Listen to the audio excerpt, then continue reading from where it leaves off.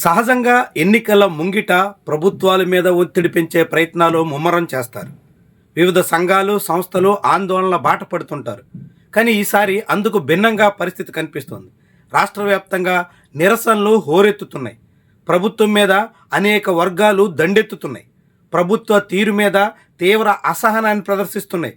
ఏకంగా సమ్మెలు ఒకవైపు, నిరసనలు మరోవైపు, ధర్నాలు, రాస్తారోకోలతో ఇంకొక వైపు రాష్ట్రం రగిలిపోతోంది.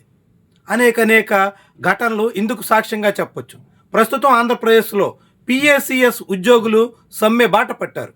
రాష్ట్ర వ్యాప్తంగా విధులు బహిష్కరించి ఇప్పటికే సుమారు 5 రోజులు పైబడి తమ ఆందోళన వ్యక్తం చేస్తున్నారు. దాంతో పిఏసిఎస్ కార్యకలాపాలన్నీ పూర్తిగా నిలిచిపోయాయి. దాంతో రైతాంగం, ఇతరులకు అందాల్సినటువంటి సేవలన్నీ పూర్తిగా దూరం అవుతున్నాయి. ప్రత్యామ్నాయ ఏర్పాట్లు చేస్తామని చెప్పిన ప్రభుత్వం అలాంటి ప్రయత్నాలు కూడా చేసిన దాఖలాలు లేవు. దాంతో ఇప్పుడు సహకార వ్యవస్థ పూర్తిగా స్తంభించినట్టు చెప్పాల్సి ఉంటుంది. సహకార ఉద్యోగులు 2019 తర్వాత రిక్రూట్ అయినటువంటి వాళ్ళని రెగ్యులరైజ్ చేయాలని, అదేవిధంగా జీవోలన్నీ అమలు చేయాలని, దాంతోపాటుగా వేతన సవరణ, గ్రాట్యుటీ ఇలాంటి అనేక డిమాండ్లు నెరవేర్చాలని ఉద్యోగులు కోరుతున్నారు. కానీ సహకార సంఘాల సిబ్బంది సమస్యల పరిష్కార విషయంలో ప్రభుత్వం నీళ్లు నములుతోంది. సహకార ఉద్యోగులు సమ్మెబాట పట్టి తీవ్ర స్థాయిలో రాష్ట్రం అంతా నిరసనలు ఒకవైపు వ్యక్తం చేస్తుంటే రెండో వైపు అంగన్వాడీలు రోడ్డుకెక్కేశారు. అంగన్వాడీల సమ్మె సందర్భంగా 2024లో తెలుగుదేశం పార్టీ నేతలు ఇచ్చినటువంటి హామీలను అమలు పరచకుండా తాత్సార్యం చేస్తున్న దాని మీద సమ్మె కాలపు ఒప్పందాలు అమలు పరచాలి అంటూ రాష్ట్ర వ్యాప్తంగా అంగన్వాడీ కార్యకర్తలు రిలే దీక్షలకు పూనుకున్నారు.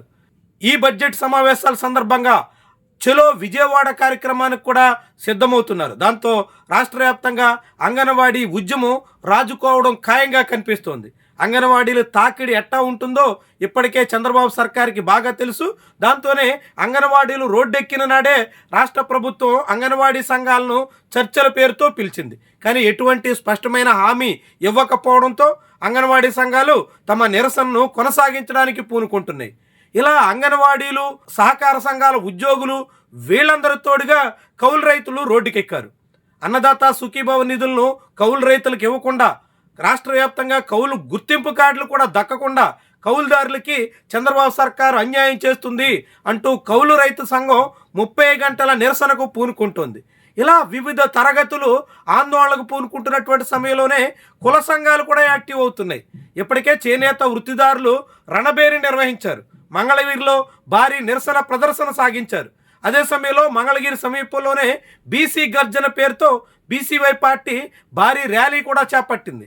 ఇలా వివిధ కులాలు, వర్గాలు, తరగతులు అంతా రోడ్డెక్కి తమ ఆందోళన వెలుబుచ్చుతున్నటువంటి తీరు చూస్తుంటే ప్రభుత్వం మీద వివిధ సెక్షన్లో పెరుగుతున్నటువంటి అసహనాన్ని ప్రస్ఫుటంగా చాటుతోంది.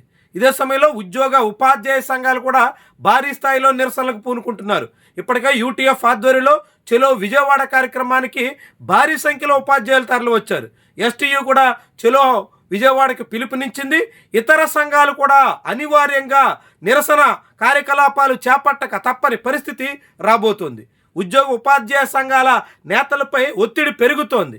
పిఆర్సీ లేకపోవడం, ఐఆర్ ప్రకటించకపోవడం, డిఏ సహా ఇతర బకాయిలన్నీ పేరుకుపోతుండడంతో ఉద్యోగ ఉపాధ్యాయులు కూడా రగిలిపోతున్నారు. ఇలా వివిధ వర్గాలు ఏకకాలంలో ప్రభుత్వం మీద దండెత్తే దిశలో జరుగుతున్నటువంటి పరిణామాలు చాలా ఆసక్తికరమైనటువంటి విషయం. రాష్ట్ర ప్రభుత్వం కూటమి అధికారంలోకి వచ్చి 2 ఏళ్లు నిండక ముందే ఇంత పెద్ద స్థాయిలో ఆందోళన పర్వం సాగుతున్నటువంటి వేయును అత్యంత కీలకమైనటువంటి విషయంగా చెప్పాల్సి ఉంటుంది.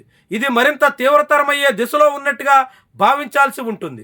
రాబోయే రోజుల్లో చంద్రబాబు సర్కార్కి గడ్డు పరిస్థితులు తప్పవు అనడానికి వివిధ వర్గాల నుంచి వస్తున్నటువంటి డిమాండ్లన్నీ సంకేతంగా చూడాల్సి ఉంటుంది.